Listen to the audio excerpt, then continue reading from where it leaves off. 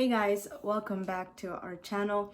So today we're going to be talking about a little bit more serious topic and something that's been heavy in our hearts, and I'm sure it's been heavy in a lot of people's hearts.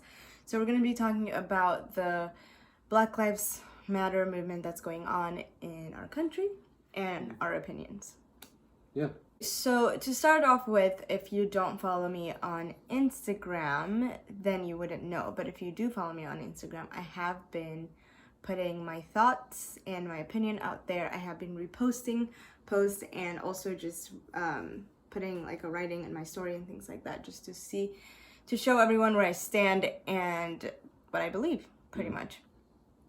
And I'm, of course, for the Black Lives Matter movement, not only because I'm Black, but because there is injustice, and when there is injustice, of course, we look for justice. Yeah. And that's what's happening when there's an unfair situation, and when there is a group of people that are being mistreated. Of course, we support them, and that's what we do. So that's my belief. And of course, that Sam doesn't have Instagram, so you guys wouldn't know what he thinks about this whole thing. So that's why he's here to explain what his thoughts are. Yeah, here I am.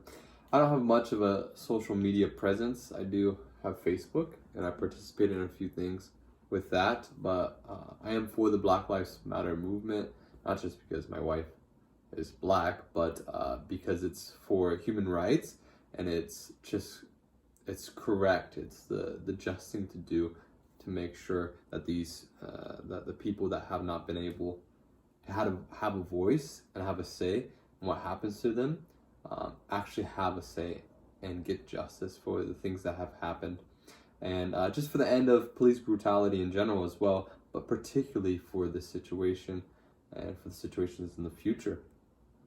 And my perspective for it, especially directed for the Christians and people of the Christian community. Yeah, we've had just a lot of just conversations with Christians, and we've gotten a lot of response, and their responses are pretty much the same, and it's like, oh yeah, I'm sorry that's happening, we'll pray about it.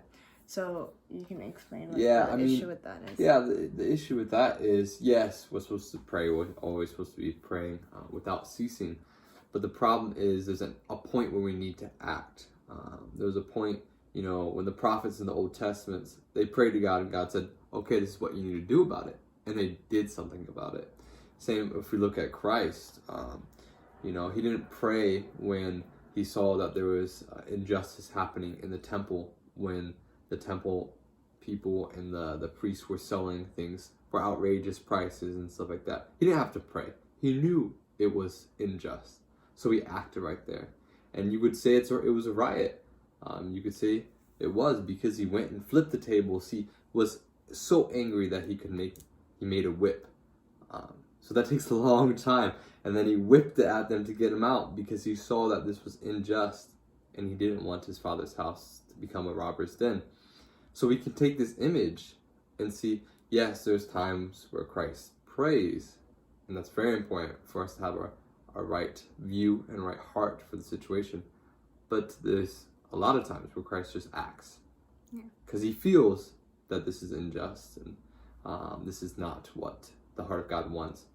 So for the Christians, I would say, enough with, oh, I'll pray for you. Oh, this is so bad.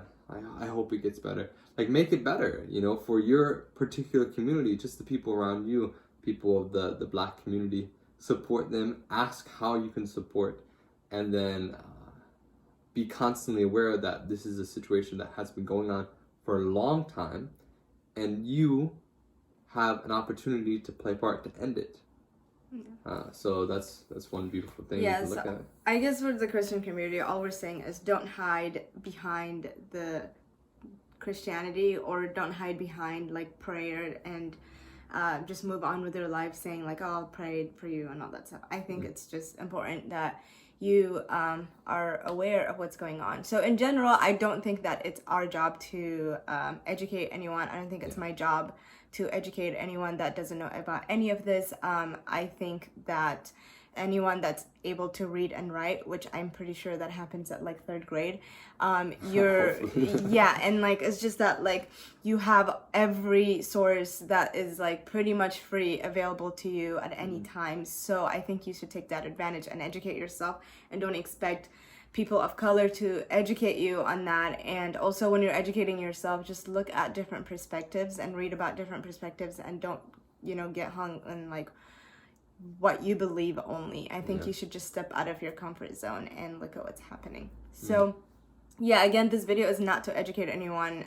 This is just to show our opinions and where we stand in this situation, especially because we're also Christians. So we wanted to discuss that, and we also have a lot of conversation with other Christians.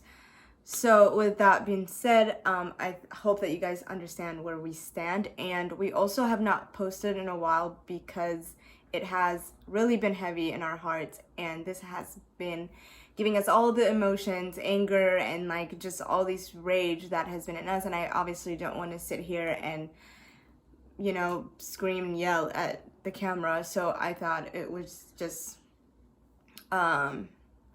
appropriate to just wait and then say it. But and on Instagram I have been very active and stating my opinion and all that stuff. So one last thing I would like to say, I've also come in contact with Ethiopians and Eritreans that don't believe that this has anything to do with them, and this is not their fight. So if you are an Ethiopian or Eritrean, in general a habesha person watching this, sorry to break this to you, but you are indeed Black. And if you are, you know, in a situation where any of those Black people that have died or have you know, come in contact with a cop and have been, you know, mistreated, if you are ever in that situation, no one is going to sit there and think, oh, I wonder where this person is from. Oh, let me think, which country in Africa is this person from? Sadly, they don't care where you're from. You're Black, and that's all that they see. So this is your fight.